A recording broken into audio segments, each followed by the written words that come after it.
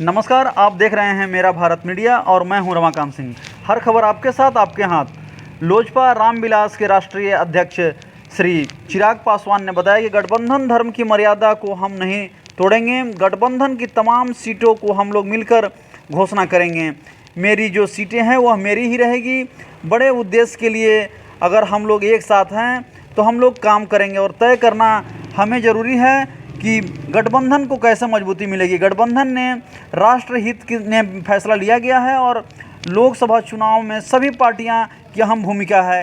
एकजुट होकर हम लोगों को लोकसभा की सभी सीटें जीतनी होगी। आपने ट्वीट किया है कि सहमति बन गई है। कितने सीटें आपकी पार्टी को भाई हकीकत है, मैं दोहराता हूँ जो मैं बार बार कहता हूँ कि मैं गठबंधन धर्म की मर्यादा को तोड़ूंगा कि मैं कोई भी बात सार्वजनिक आप लोगों के साथ पहले कर लूँ, जबकि गठबंधन और आप लोगों ने देखा है कि हमेशा से 2014 में भी गठबंधन के तमाम साथियों ने बैठकर इसकी घोषणा की। 15 में भी विधानसभा के चुनाव में भी हम लोगों ने ऐसा ही किया, 19 में भी ऐसा ही रहा, 20 में भी ऐसा ही रहा।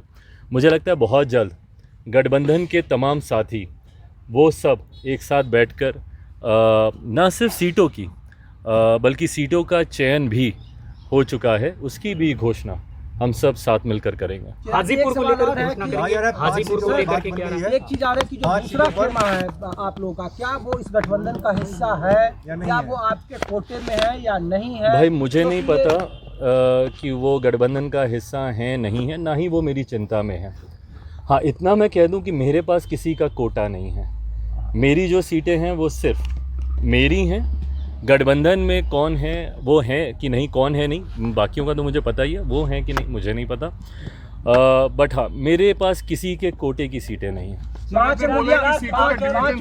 किसको कौन सी सीटें मिलेगी डिसाइड हो चुका है, फॉर्मल बस अनाउंसमेंट जी, फॉर्मल अनाउंसमेंट बाकी है, बाकी सारी चीज़ें डिसाइड हो चुकी हैं। चिराग जी, एक सवाल ये है, बता रहा है कि हाजीपुर आपके पास। चिराग जी एक सवाल ये है कि अब नीतीश कुमार के साथ भी आपको एक मंच पे खड़ा रहना होगा, एक मंच साझा करना होगा, क्या इसके लिए आप तैयार हैं?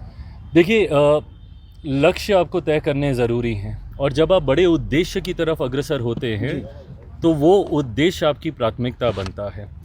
कई बार कई मौक़ों पर हर किसी ने अपने अपने मतों को अलग रखकर गठबंधन के हित में, राष्ट्र हित में फैसले लिए हैं।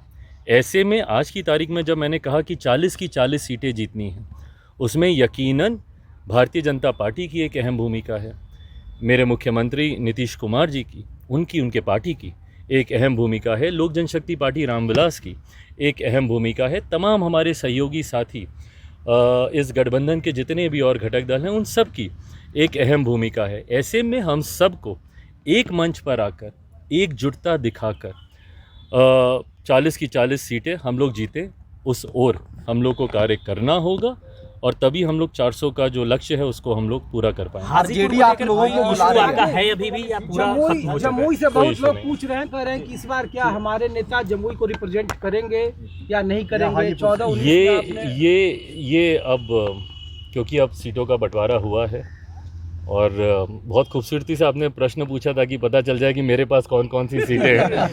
बट हाँ, जो भी सीटें लोक जनशक्ति पार्टी रामविलास के पास आई हैं उनमें कौन प्रत्याशी होगा ये पार्टी बैठकर इसका फैसला लेगी, पार्टी का संसदीय बोर्ड इसका फैसला लेगा और वो भी मुझे लगता है it's just a matter of time, because अब अधिसूचना मुझे लगता है जल्द आएगी, तो बहुत जल्द ये सारी बातें भी साझा की जाएगी।